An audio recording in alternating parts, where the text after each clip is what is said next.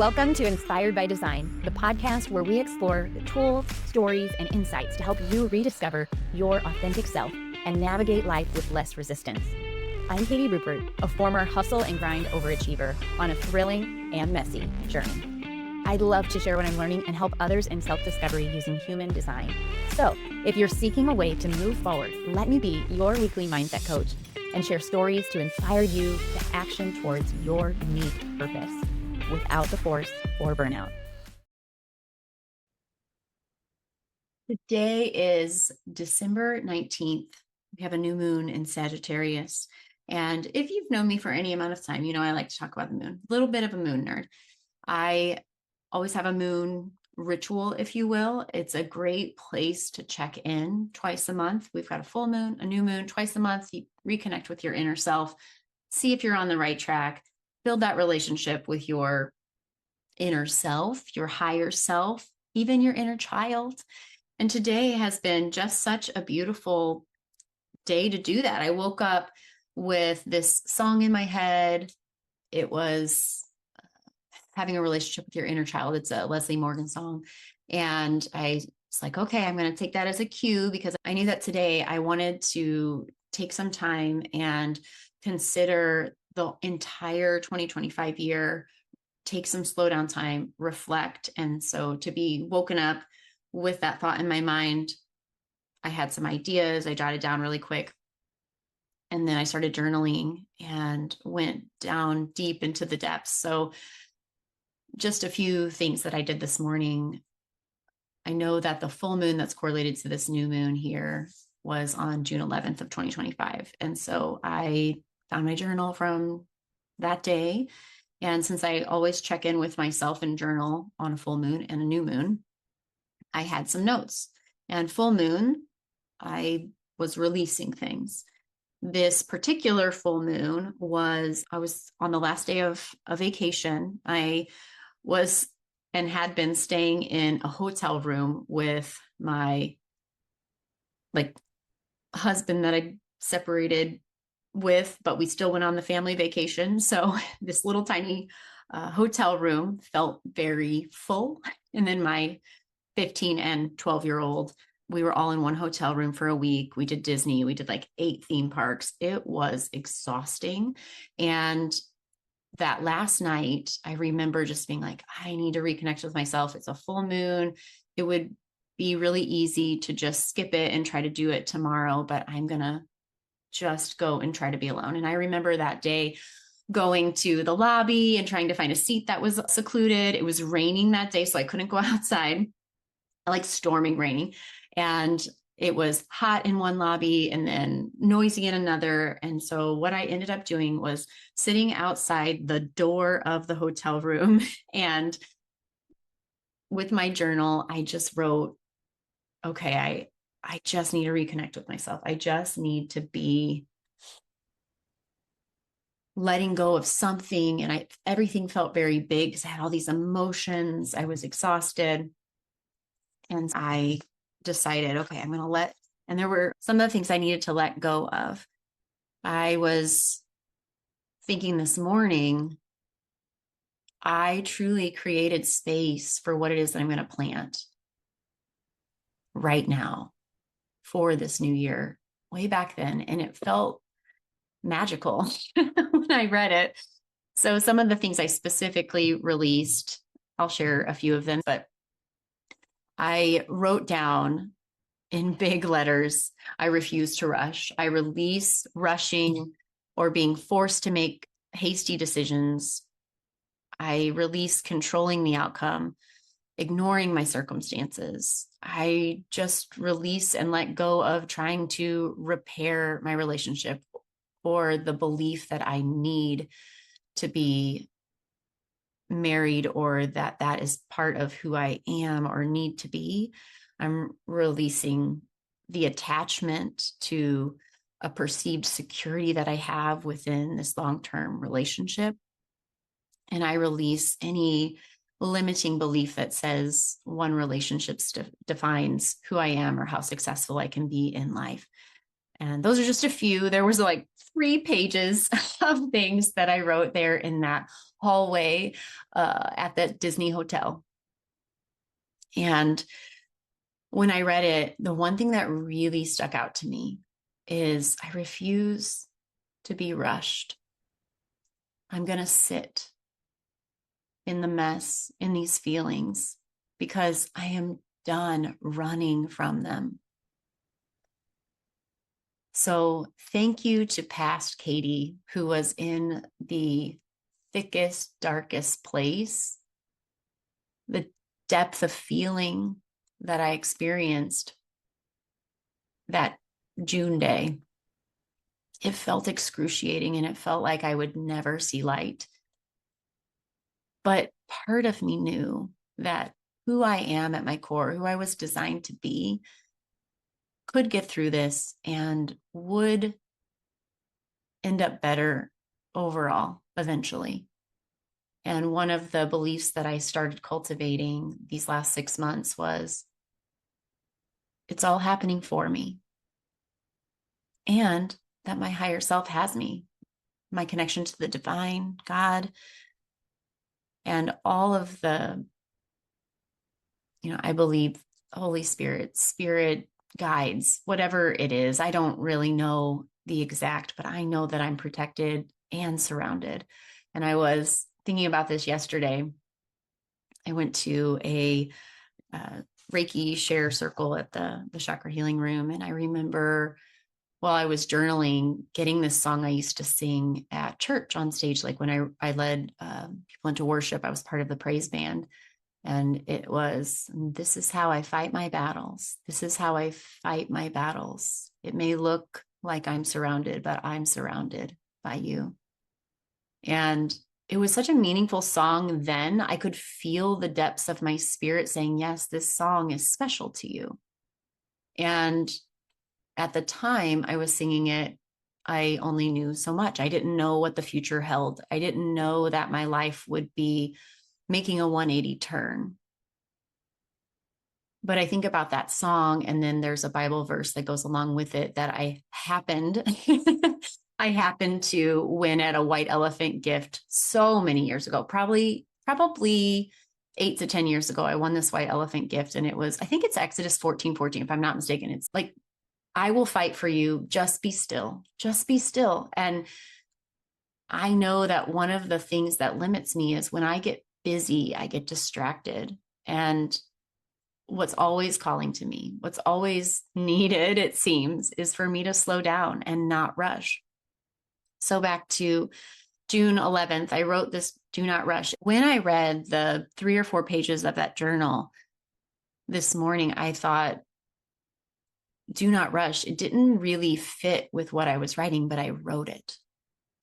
And I really believe that that was like divine intervention, because this morning before I read my journal, I started talking and journaling what I had dreamt about, the song that I woke up with, and I wrote down, what is the big dream that I'm not willing to play it small with? And I wrote down, I want this podcast to reach more, to be part of my legacy. I want this podcast to be monetized. I want to attract the people. I know that I'll attract the people who need to hear what I have to say, and that my voice and my thoughts and my spirit of openness is for someone, and it's going to expand. But then I wrote, I won't be rushed. I just wrote, I won't be rushed. It's crazy to me that I have it circled now in my journal today. It says, I won't be rushed. Again, it doesn't really seem to go with the things that I was dreaming about. But I wrote those exact same words on the full moon as I wrote today, totally unconscious of each other. And it just was such a confirmation that that's the lesson. That is what I've learned this year. In 2025, and of course, I see everything through the lens of human design. I'm a sacral manifesting generator with an open root center. And what that means is that the pressure that pushes on me, the pressure that I always feel to do better, be better, to get it done yesterday, the pressure that I have to do this or else, whatever it is, I'm always feeling pressure from the outside and thinking I should be something, or I need to do something more. Or I am obligated to push past whatever it is, like just that in general, right? And I have sat and slowed down. I intentionally let parts of business just fall and began to learn to trust not only myself, but in divine timing. That even if I don't do this today, even if I don't make my goals or don't sell enough or don't have something to show for my day or my time and how it was spent, I'm still valuable and it's okay. Like time doesn't matter like I have always believed it did. So the limiting belief that I'm laying to rest is truly that there is a timeline for any of the things that I'm manifesting or creating in this life.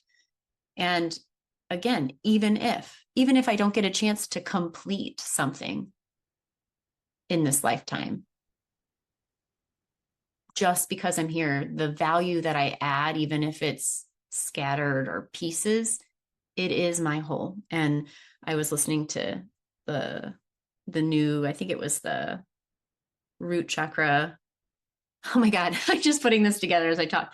It was the root chakra song from Leslie Morgan. I just listened to it this morning, and one of the lines was, I believe that my scattered pieces are whole. Like I'm choosing to believe that all the scattered pieces are my wholeness, or something along those lines. But the root center in human design is all about that pressure to be rushed and to evolve and just feeling like I have to do this or else. And this is the lesson that I've learned in this year. And then this song kind of pulled it all together for me. God, it's so cool. I love it. So that's a little reflection on 2025. And I want to leave those limiting beliefs. And I want to take what I learned about the refusal to be rushed, to just sit with the mess, to let timing take time. One of the things that I'm wanting to bring into this next year is my relationship with time. That question of, what if I do have the time? What if there is no rush? And really believing that I'm making friends with time. And, even though in my design, I tend to feel rushed or feel that pressure, letting the pressure be there, knowing that it's not about squashing the pressure away or getting rid of the pressure, because that can't happen. But if I change the relationship and allow this new anchor of, I am friends with time and there is no rush. My relationship with hustle has been a lot about feeling that pressure and trying to get things done yesterday. But that slowing down is really how I speed up. Just like another saying that really speaks deep to me is, close my eyes to actually see. And I'm bringing forward, it's all going to get done in the end, or it won't. And nothing's gone wrong. I can't control the outcome. I can work with whatever circumstances I have by going inward and realizing that I am a whole person, even if things feel scattered. In 2026, I have so many big, huge, lofty dreams, fully loving who I've become or who I'm becoming, monetizing this podcast. I even want to go viral on TikTok. Like, why not? Allowing change and being here for every piece of it, having unshakable relationships with my kids, myself, my dog. I actually did write that, and my inner child. refusing the pressure to rush and allowing it to be there, naming every time I feel that pressure, and then always choosing to speak my voice and allow those thoughts inside my head to be there. For example, as I'm speaking today, I'm like, do I even make sense? Is this gonna land? But I know that in what I am learning right now is that it doesn't matter if it makes sense to everybody. It is where I am. It is what I'm teaching. It is who I am to speak and always choose my voice out loud on purpose, being my whole self. And I'm committed to knowing that my life is so much bigger than one piece of it. There's this whole vision that is moving me towards my highest good. And what is highest good for me is what's highest good for those who are in my sphere, who look to me as a voice of an expert or as a guide or just as a little blip along the way. I know that my voice has impact, and I'm claiming that for this next year and so much more. So I'm going to tell you two more things before I go today. One is a practice that I've been doing, I think, for probably 10 years. I would have to go back and look, but I read this book called One Word to Change Your Life.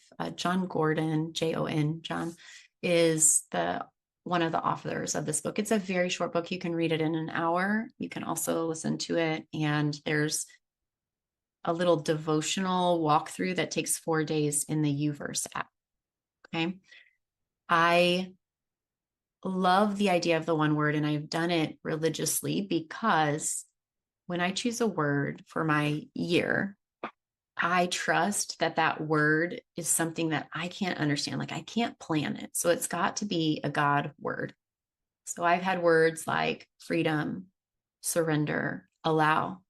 This year was trust. And I knew that I needed to trust where I was being headed, which was things like, I'm going to start a podcast. I'm going to start a business with human design officially.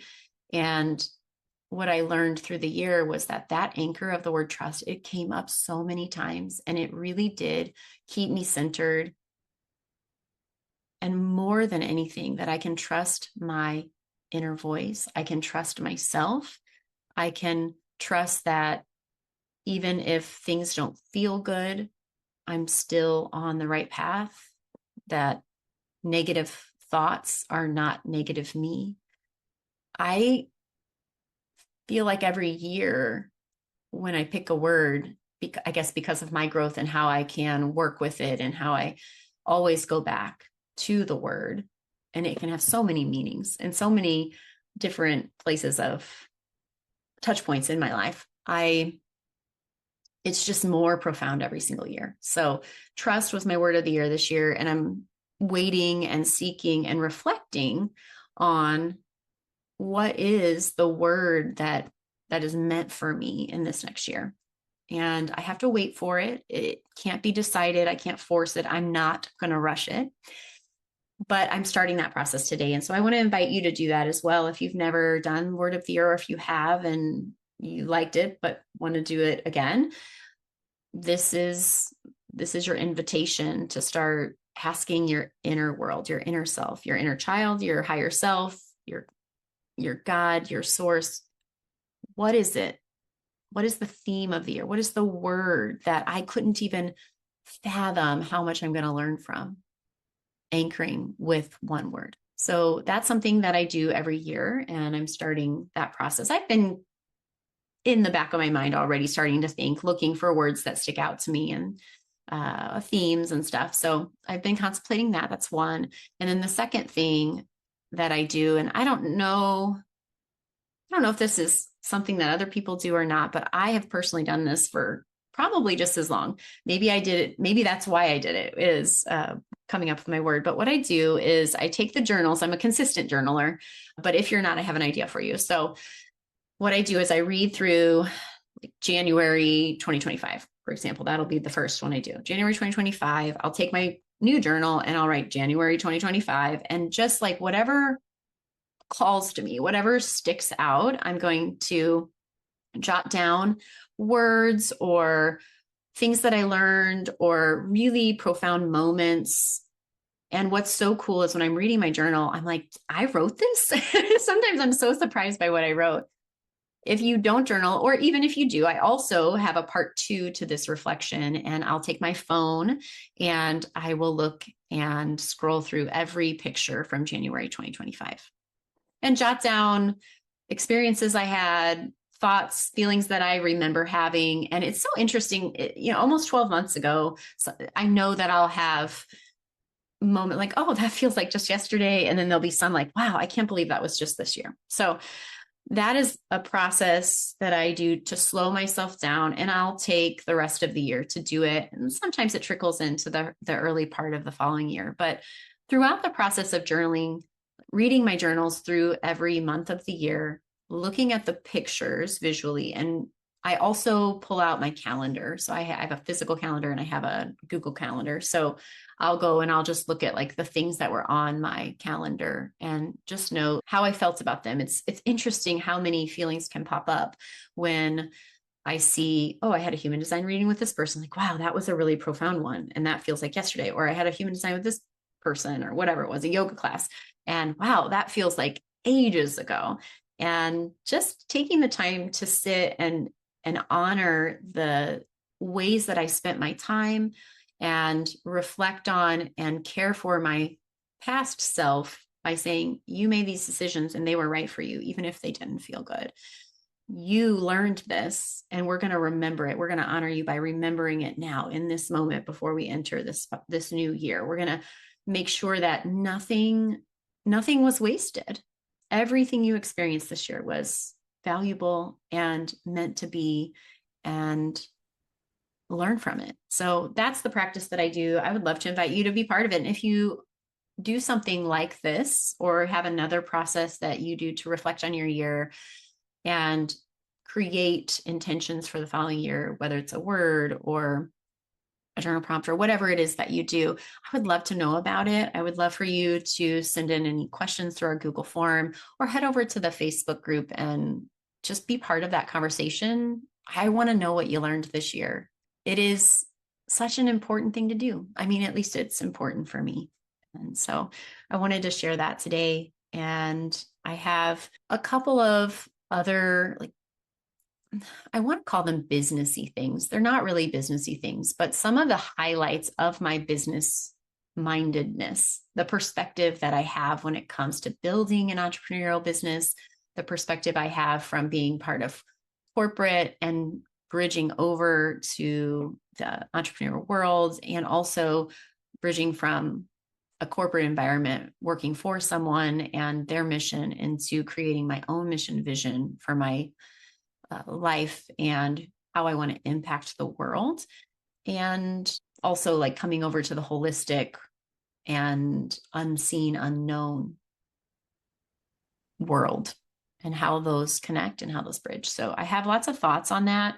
I am so grateful for the experiences I have inside of a business setting, and also the experiences I have from building a business from day one.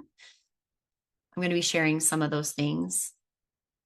Technically, it's going to be a little bit about goal setting, but I think that you'll be surprised at the fresh approach to goal setting that I have learned to take. And if you really struggle with goals, you hate them, if SMART goals makes you want to puke, if you are tired of putting goals out there and then not reaching them or giving up on them and then creating shame for yourself and like cycling back, I think these next few weeks, we're just going to have a conversation. I won't tell you what to do, and I don't have the perfect plan, but I have learned some things about how to soften towards yourself and really make big impacts in your world, your sphere, your life, and loving who you are. So if that sounds like something you need, I will see you right back here next Friday. Thanks for listening. I've been so emotionally moved this week with gratitude for the people that have been in my life this year. I know that I couldn't have landed where I am now without each and every one of you. And that includes those who hurt me, those who supported me, those who judged because they didn't understand where I was, and those who chose to support and love even when they didn't understand where I was. And I'm grateful for all of them. All right, until next time.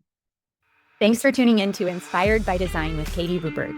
If today's episode sparked something in you, I'd love to hear about it. Share your takeaways, subscribe, or even leave a review to help others find the show. For more tools and insights, visit my free Facebook group. And until next time, keep embracing exactly who you are and move forward one inspired action at a time.